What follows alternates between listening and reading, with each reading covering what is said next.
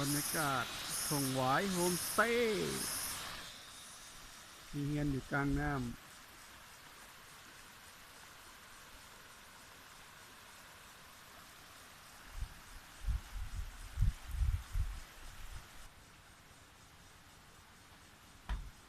โอ้มันนอน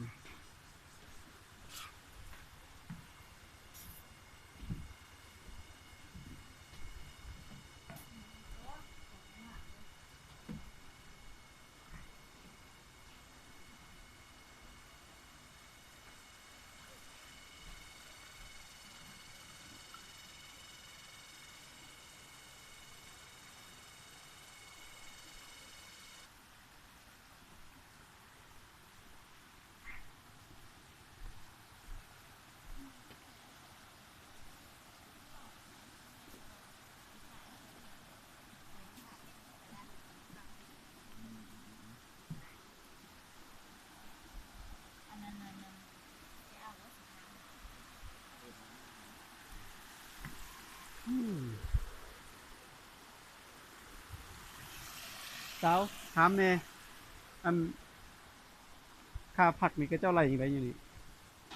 ขั้นนั้นเป็นคืนเหรอขึ้นเท่าไหร่อันอันนั้นขั้นเป็นอย่างคืนนั้นเท่าไรหัวโคตรหัวไหม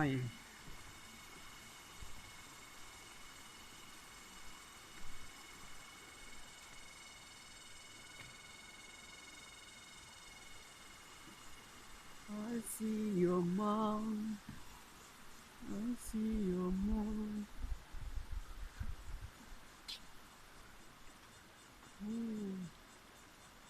อยู่พูดเหมือนคนละเจ้าเด้อพี่น้องเด้อคนละเจ้ามันต่างกับตัวนี้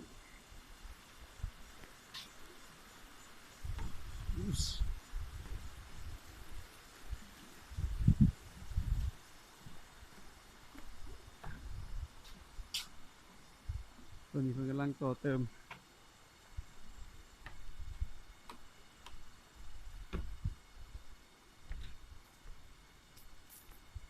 คือว่าบดตัดต้นไม้เลยต้นไม้ขึ้นกลางก็ใส่เลย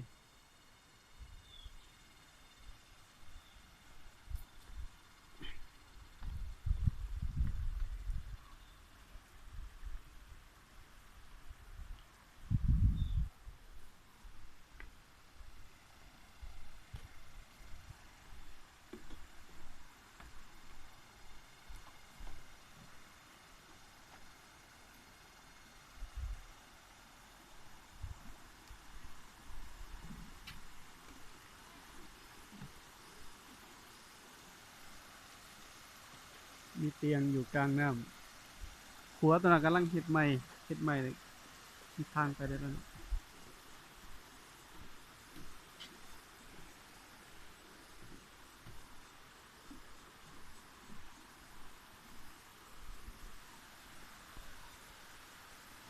บรรยากาศโอ้ยเห็นป่า